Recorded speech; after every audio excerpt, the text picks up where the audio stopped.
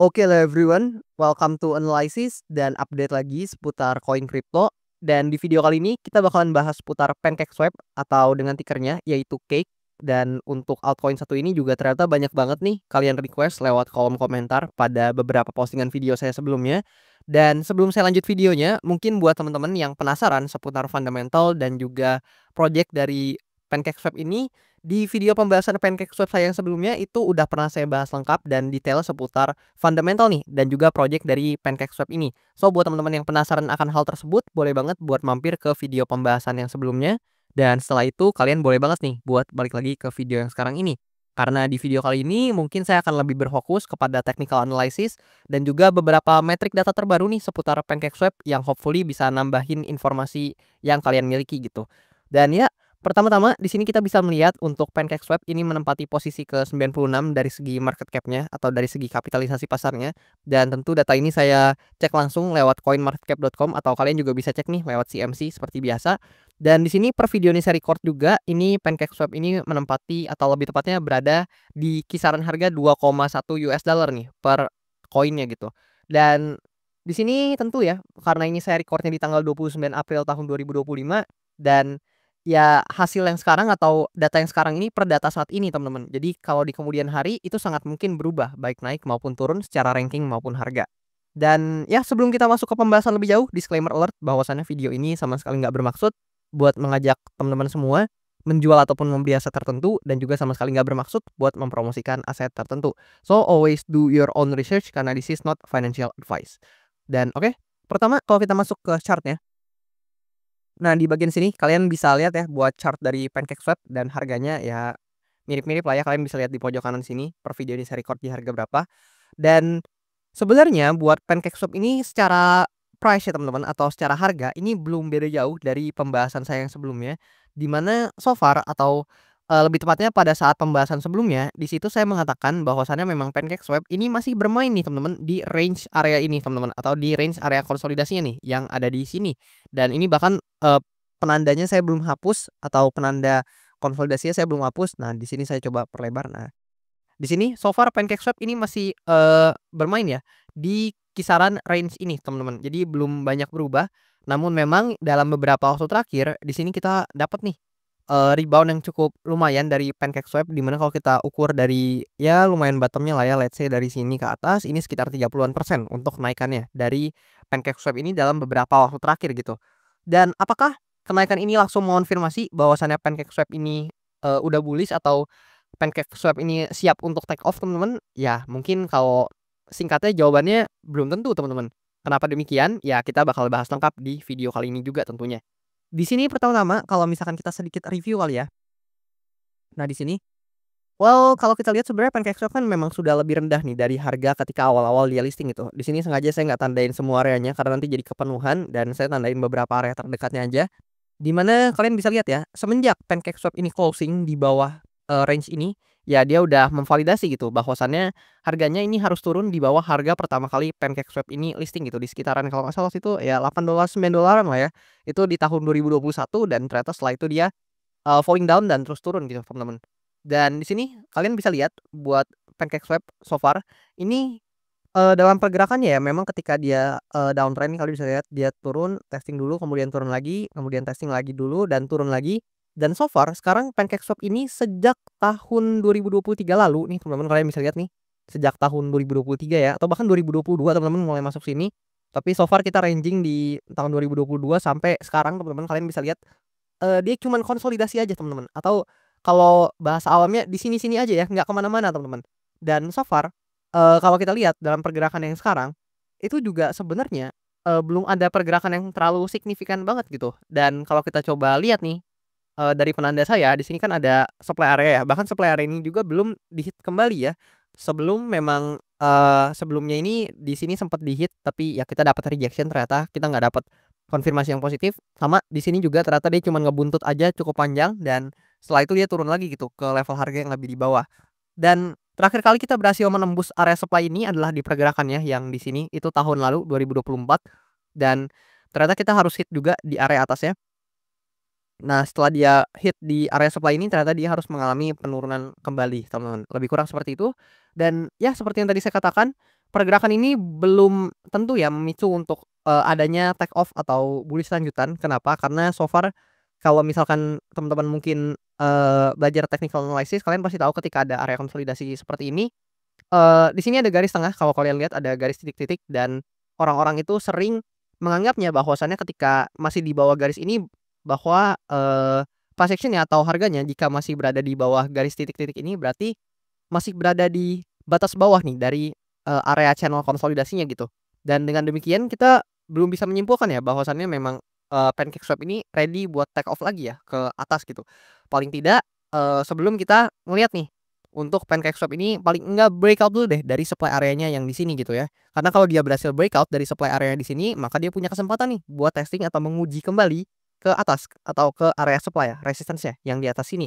Tapi selama pancake swap ini belum berhasil breakout dari supply area ini, I think ya dia belum akan kemana mana sih teman-teman, atau lebih tepatnya masih akan bermain di bawah sini. Melihat atau mengingat kita udah bermain di bawah sini cukup lama gitu ya, bahkan dari bulan Januari sebelumnya gitu, kita udah main di, range harga ini dan kita belum kemana mana so far gitu. Dan ya hopefully dengan kenaikan ini paling enggak bisa menjadi quote on quote bensin lah ya untuk pancake swap ini bisa melaju lagi ke area supply selanjutnya yang di sini. Paling enggak testing dulu deh teman-teman, atau jika memang memungkinkan hopefully bisa breakout ke atas. Namun sebaliknya, dengan adanya pergerakan ini juga kita bisa melihat ya meskipun buyers memang cukup, oke, tapi ternyata sebenarnya nih pergerakannya nggak terlalu impulsif gimana banget teman-teman. So, paling tidak harapan saya tentu area ini nggak di-breakdown teman-teman ya, atau area, demand zone yang ada di bawah sini nggak di-breakdown, karena kalau ini di-breakdown ya tentu pancake swap ini bakalan kembali lagi ke harga yang lebih di bawah atau membentuk all time low-nya kembali. Tapi I think dengan pergerakannya seperti ini harapan saya paling enggak dalam beberapa waktu ke depan, baik itu, jangka waktu pendek maupun menengah, harapan saya tentu dia bisa testing nih ke supply areanya yang di sini. Paling enggak itu dulu teman-teman yang menjadi PR dari pancake swap ini. Dan kita harus realistis ya, kalaupun dia nanti testing kemudian dia terrejeksi lagi, itu ya mungkin cukup wajar sebenarnya, tapi memang mungkin yang kebanyakan holder-nya harapkan adalah pancake swap ini bisa breakout dari supply area ini. Dan hanya setelah kita melihat hal ini terjadi atau breakout ini terjadi, kita baru nih bisa, eee, melihat adanya konfirmasi untuk pancake swap ini bisa kembali naik lagi dan bahkan bisa testing nih di supply area ini. Dan buat teman-teman yang mungkin berharap pancake swap ini bullish, ya tentu salah satu hal yang harus terjadi adalah supply area ini nih, yang udah menahan pergerakan pancake swap lama banget nih, kalian bisa lihat lah ya, berapa banyak, area, ini menahan pergerakan harga pancake swap. Dan kalau misalkan area ini berhasil di breakout, maka barulah di situ teman-teman bisa melihat nih harga pancake swap itu bisa naik lagi ke level-level resistance yang selanjutnya. Ya let's say yang paling realistis ya di sini teman-teman, untuk area resistance yang, dapat dituju selanjutnya jika memang bisa breakout dari resistance yang di sini gitu. Tapi ya saya tahu itu nggak gampang, dan di sini nanti saya juga akan coba nih untuk kasih teman-teman kemungkinan, apakah mungkin untuk pancake swap ini terjadi hal tersebut. Tapi sebelum itu di sini kalau kita cek dulu untuk, data-data seputar pancake swap ya. Nah di sini kalian bisa lihat buat token trading volume ya sebenarnya segitu-segitu aja sih teman-teman, nggak banyak berubah juga.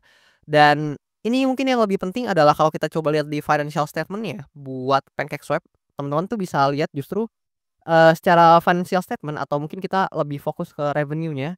Di sini teman-teman tuh bisa lihat dalam beberapa waktu terakhir, paling enggak beberapa waktu dekat ini, kita tuh bisa mengamati bahwasannya revenue dan earnings dari PancakeSwap itu paling besar di bulan Februari tahun 2025 teman-teman. Yang mana ini kenaikan dari sebelum-sebelumnya, yang mana kalian bisa lihat nih di bagian sini, teman-teman mungkin bisa fokus di bagian revenue-nya dulu. Nah, di bagian sini kalian bisa lihat nih di kuartal 4 sebelumnya ini revenue-nya juga terus mengalami kenaikan, tapi peak-nya itu ada di bulan Februari tahun 2025. Di mana revenue dari PancakeSwap ini mencapai 22,3 million of dollar, itu naik sekitar 123,5% dari, revenue sebelumnya atau di bulan sebelumnya, yaitu di bulan Januari nih yang mana cuman 10 million of dollar. Kemudian juga secara earnings itu, mengalami penguatan gitu, dan earnings-nya itu menguat 179,1% dari bulan sebelumnya, yaitu hanya di 7,1 million of dollar ya. Dan di sini di bulan Februari earnings-nya itu hampir mencapai 20 million of dollar atau lebih tepatnya 19,9 million of dollar teman-teman.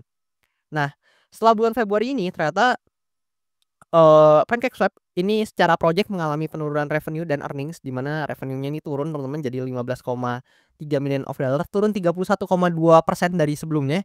Kemudian earnings-nya juga menurun 35,6% jadi sekitar cuman 12,9 million of dollar. Tapi sangat disayangkan juga di bulan April yang udah mau habis ini, udah tanggal 29 April ya tahun 2025, ternyata revenue-nya juga menurun seperti ya dari bulan sebelumnya. Yang mana bulan sebelumnya kan di sini hanya 15,3 million of dollar nih, sekarang bahkan cuma jadi 8 million of dollar gitu teman-teman. Dan dengan penurunan revenue tentu akan berpengaruh ya, terhadap penurunan earnings, di mana di sini earnings-nya juga menurun, bahkan menurun setengahnya lebih teman-teman, 53%. Dan di sini kita bisa melihat earnings-nya itu sekarang cuma 6 million of dollar gitu teman-teman. Jadi secara project ini sepertinya sedang tidak terlalu oke, paling tidak secara revenue teman-teman. Tapi di sini ya, yang mau saya ungkapkan adalah teman-teman kan tahu nih PancakeSwap ini berhubungan dengan sangat erat ya, oleh atau dengan jaringan BSC gitu atau, layer one dari ya Binance ya teman-teman.